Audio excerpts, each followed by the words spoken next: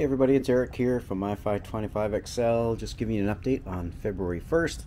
While I haven't done anything really exciting to the tank, I just thought I'd give you a couple of updates on some of the changes I've made. Some of them might be of use to you, some of them may not. I didn't add any more livestock or coral into the tank this time around, but I did rearrange some of the corals. I think my last video I talked about having these things move down into the corner. Mounted my Duncan, got the Favia going on the same rock as well, and mounted. The Recordia is down below, and the Eagle Eye seems to be really taking off well. I moved my green hairy tip mushroom up to the top. Seems to like the light better up there. Could be an indication that my lighting is a little too low. Running it at 55% right now on the Ecotech app. I might need to bump that up, but if I do, I'll be using the acclimation function within that application. I moved the green leather up top, got it off of the bottom because it was getting a little crowded on the bottom, and I was able to move my other green hairy tip mushroom over to the corner. But I noticed when I put in my torch coral, he didn't seem to be so happy, so I've moved him up to mid-tank again. And again, I think that's just the result of the lighting that I've got going, so I will look at bumping that up slowly using that acclimation feature. Acros are still doing well, starting to encrust nicely on the plug. However, I did have a little mishap, and I broke one of the acros off the plug while moving the torch coral up, so I immediately glued it back down, so hopefully that will take over and continue to grow. Other than that, the livestock in the tank are doing very well. Everyone's happy. Keeping an eye on one of my chromis back there. He seems to be the runt of the litter, but I'm feeding twice a day.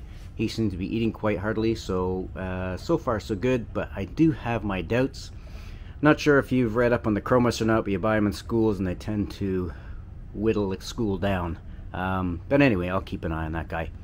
One other thing I did do in my mixing station is I added a salinity probe and a temp probe. So you can see here I've got mixed sal, mixed temp. So that's the temperature for the bucket and the salinity level for the salt bucket. Just helps me take the guesswork out and keep testing the water and over and over and over again to see when it's ready.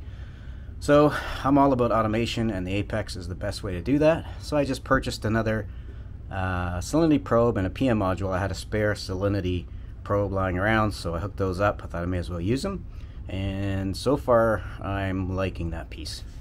The other thing I did do is I moved my CO2 scrubber into the sump. Kind of funny, I found that I was going through the media a little faster in the furnace room / fish room, maybe because there's higher CO2 back there. I did get a little concerned with that, so I did bring in a CO2 monitor, a CO2 detector, and it wasn't going off, so I'm okay that way, but I just found that the media was turning pink within 5 to 6 days. So I moved it under the sump. It seems to be consuming it a lot slower, and it's also helping me maintain my pH at around 8.3 during the day and around 8.2 at night.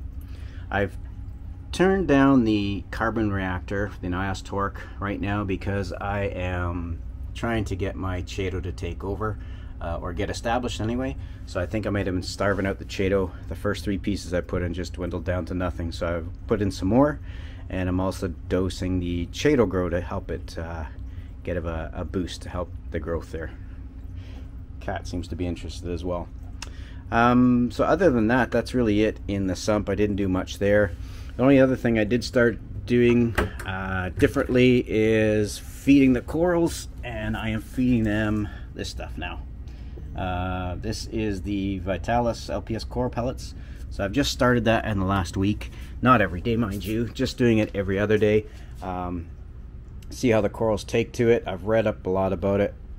Seem to see a lot of good responses, so we'll give it a shot and see how it goes. The only thing I don't like is it does get my arm into the tank, almost up my armpit. I don't have anything long enough to get down to the bottom of the tank to feed those corals with the pellets, but anyway, I'm going to try it for a while and see how it goes. The other stuff I did was I just organized some of my cabinetry, and also just printed out diagrams of what I got plugged in each power bar for the Apex. So just mark down what I've got plugged in each plug for both power bars up front, and then I've got one in behind as well, which has the mixing station set up. Probably a little anal, but I went one step further, and I usually do this anyway when I get new livestock. I print off a data sheet for each of the fish that I get. Just gives you the parameters that you need, care and feeding. Not that I have to refer to it a lot, but just keeps you track of what I have as well. I also did some for the corals too, just to make sure that I've got everything in check. More of the parameters are pretty much all the same, but I just like to stay organized. So I did that and just put it in my little book.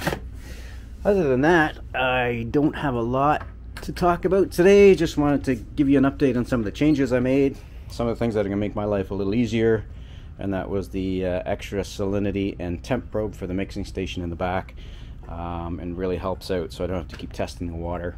I generally just dump 5 or 6 cupfuls of salt in the bucket while it's mixing, and wait for a day and see what happens. So at least this gives me a bird's eye view of what's going on. So that's it for today, February 1st. I hope everybody out there is staying safe.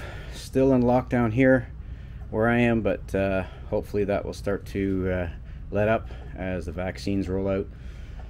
Getting pretty cagey, but gotta do what you gotta do. Anyway, any questions or comments, please leave them down below. Any suggestions, constructive criticism, always open to it. Love to hear from you guys. And until we talk again, happy reefing.